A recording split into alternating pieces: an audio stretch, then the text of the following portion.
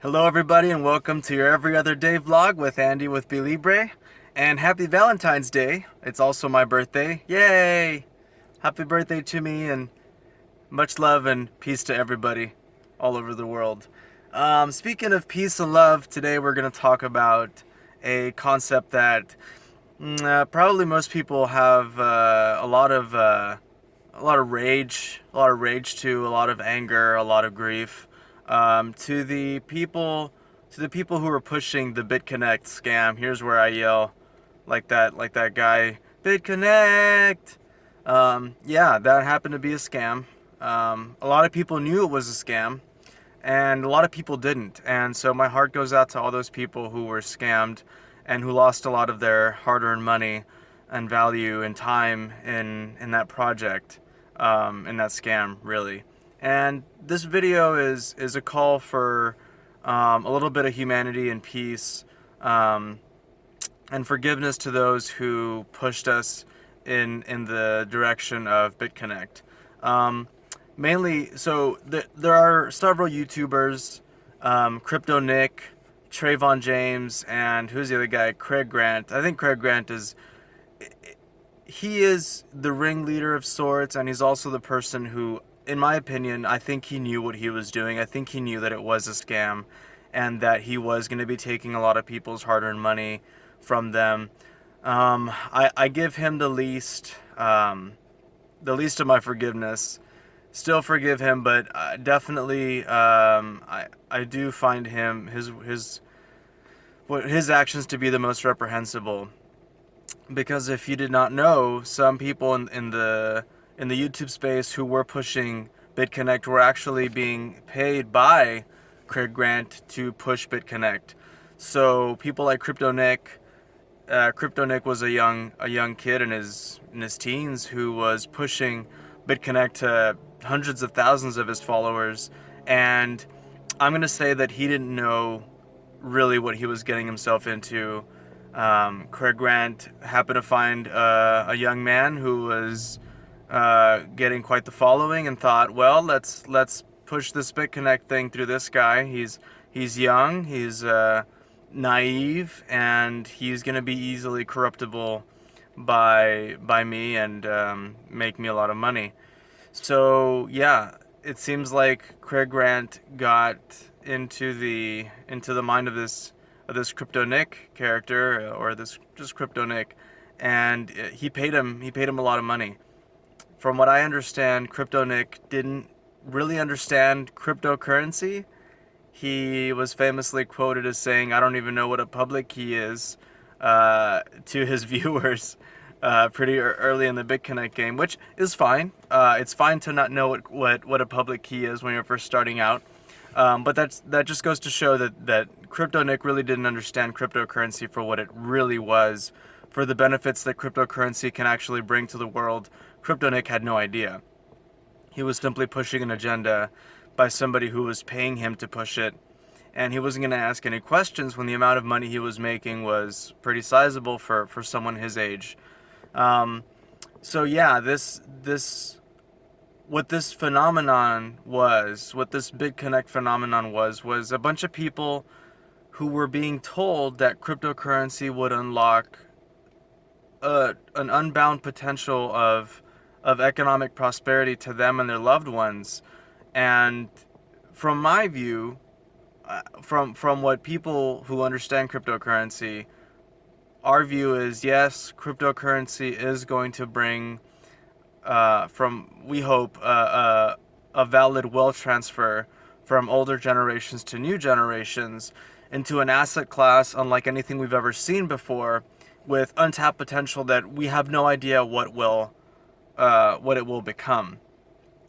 The internet, also in the 90s, we had no idea that it would become what it is now, that it would run our lives for the most part today, and that so many applications and so many products and services would be tied to the internet, and without it, who knows where we'd be today. So cryptocurrency, we hope, brings the same promise, but unfortunately, there were people who used the name and used the goodwill of this untapped technology to basically scam people who who should be learning about cryptocurrency, who should be getting into cryptocurrency, but not being scammed by it. And sadly, cryptocurrency's name is tainted to a lot of people because Bitconnect was a scam. And so for that, I am sorry. I am sorry if you were one of the people hurt in this scam. There were other scams before crypto, or rather before Bitconnect. There's one big one called Paycoin. Paycoin was a creation of someone who it seemed at first it was there was an intent to make a mining operation, and this mining operation was going to allow you to pay money into the mining operation and would pay out from whatever the mining contracts made. And that's what Paycoin started out as. I'm forgetting what the name of the operation was before Paycoin, but Paycoin was basically the evolution of this pay to mine contract that this guy Josh Garza started. And I bring it up because my good friend and partner in the crypto space and co-host Alex Eaton unfortunately was hurt by this Paycoin scam. And I didn't know it was a scam at first. I was very hesitant because the whole idea of paying somebody else to mine for you was problematic in my eyes. Because the way I saw it was, if I'm not going to mine myself, why wouldn't I just buy Bitcoin instead? That seems like a much more valuable proposition. I liked the idea that I could pay somebody else to mine for me. But at the end of the day, we're going back to the issue of middleman, and we're going back to the issue of trust. And if you can't trust the intermediaries today, why am I going to put my hard-earned money into the hands of some other intermediary who's telling me this is how much money you made from the mining contract, when I can't necessarily check it for myself? So I was already being very skeptical getting into this cryptocurrency space, and so the whole Paycoin scam was something that made my antennas go up. Alex learned a valuable lesson from that. I learned a lesson from that. MLM projects are, in and of themselves, very problematic. I don't think the MLM structure is the most fair to everybody. It is very fair to the people who are up at the top, who started it, and it really seems like a perversion of this trickle-down economic theory, which is also problematic. Trickle-down economics is a problem, and so that is clearly what an MLM scheme is. It's those at the very top get the most, those at the very bottom get diddly squat. So not a fan of those business operations either. And when a cryptocurrency dresses itself up as an MLM scam, or let's just call it a scheme, let's not be too derogatory here. This is the episode of Love Anyway. It's Valentine's Day, yay.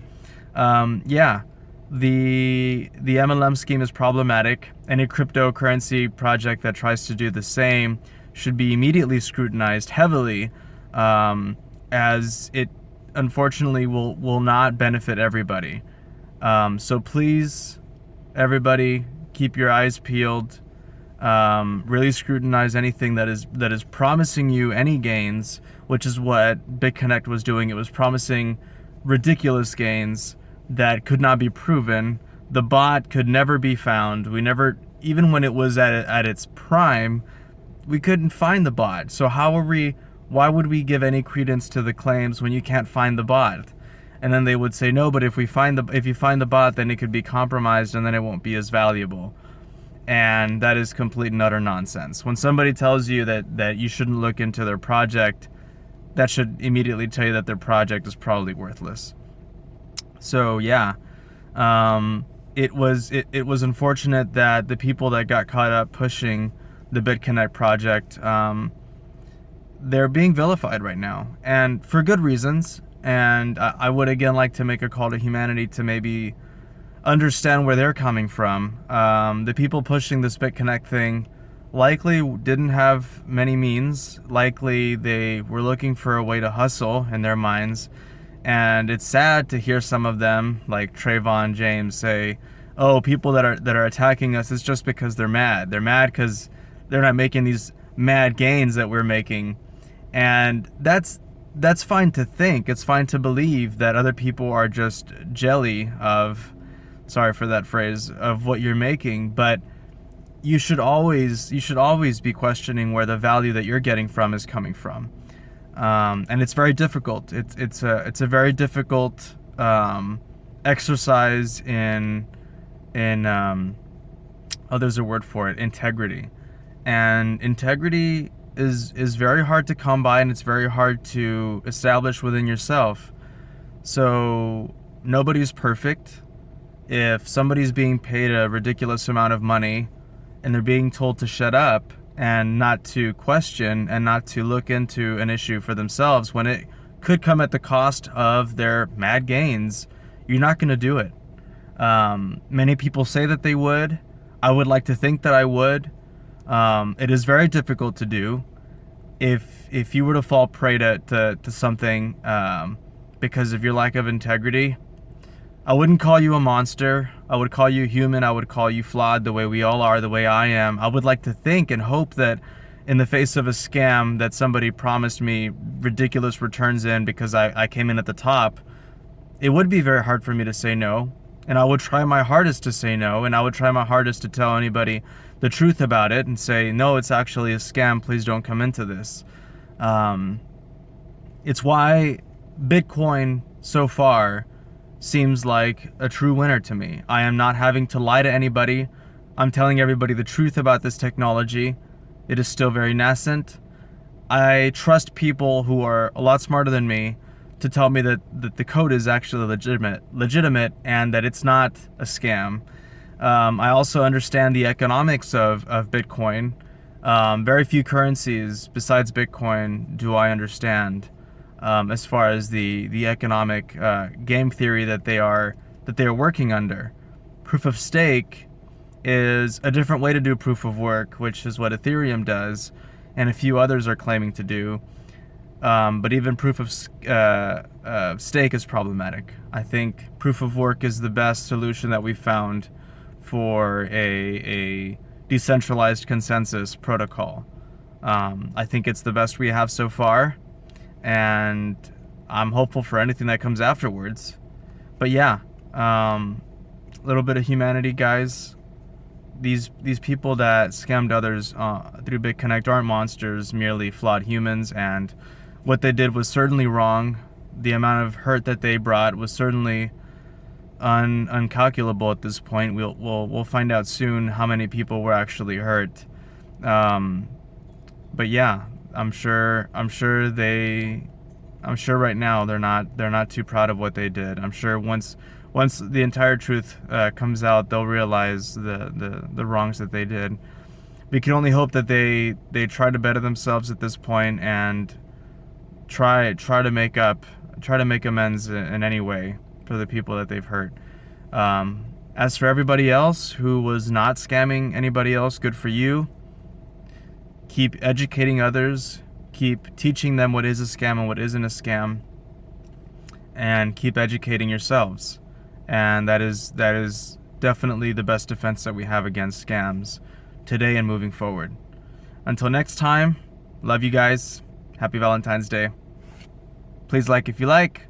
Please share to anybody you care about, anybody that you love, and we'll see you next time. Bye.